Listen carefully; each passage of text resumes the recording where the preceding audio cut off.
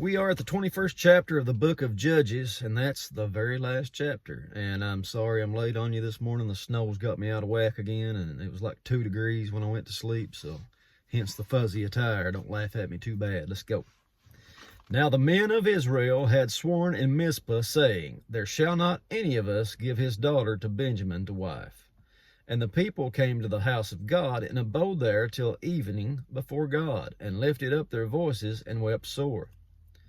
And said, O Lord God of Israel, why is this come to pass in Israel, that there should be today one tribe lacking in Israel? And it came to pass on the morrow that the people rose early, and built there an altar, and offered burnt offerings and peace offerings. And the children of Israel said, Who is there among all the tribes of Israel that came up not with the congregation unto the Lord? For they had made a great oath concerning him that came not up to the Lord to Mizpah, saying, He shall surely be put to death. And the children of Israel repented them for Benjamin their brother, and said, This is one tribe cut off from Israel this day. There's one tribe. It says, How shall we do for wives for them that remain, seeing we have sworn by the Lord that we will not give them our daughters to wife? And they said, What one is there of the tribes of Israel that came not up to Mizpah to the Lord? And behold, there came none to the camp from Jabesh Gilead to the assembly. For the people were numbered, and behold, there were none of the inhabitants of Jabesh Gilead there. And the congregation sent there 12,000 men of the valiantest, and commanded them, saying, Go and smite the inhabitants of Jabesh Gilead with the edge of the sword, with the women and children. And this is the thing that you shall do. You shall utterly destroy every male, every woman that has lain by man. And they found among the inhabitants of Jabesh Gilead 400 young virgins that had known no man by lying with the male. And they brought them into the camp of Shiloh, which is in the land of Canaan. And the whole congregation sent some to speak to the children of Benjamin that were in the rock Rimmon, and to call peaceably unto them. I know I'm just, when you read through this, you're just going through it. Stop and think about what's going on here. It's pretty rough stuff. And Benjamin came again at that time, and they gave them wives which they had saved alive of the women of Jabesh Gilead, and yet so they sufficed them not. And the people repented them for Benjamin, because that the Lord had made a breach in the tribes of Israel.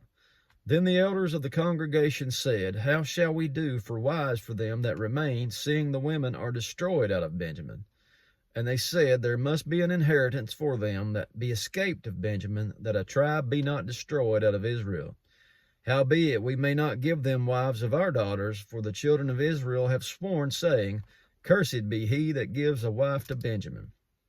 Then they said, Behold, there is a feast of the Lord in Shiloh yearly, in a place which is on the north side of Bethel, on the east side of the highway that goeth up from Bethel to Shechem, and on the south Lebonah.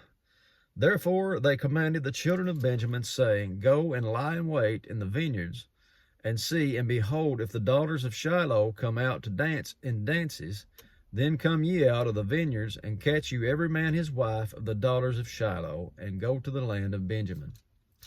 And it shall be, when their fathers of the brethren come unto us to complain, that we will say unto them, Be favorable unto them for our sakes, because we reserve not to each man his wife in the war. For you did not give unto them at this time, that ye should be guilty. And the children of Benjamin did so, and took them wives according to their number of them that danced, whom they caught.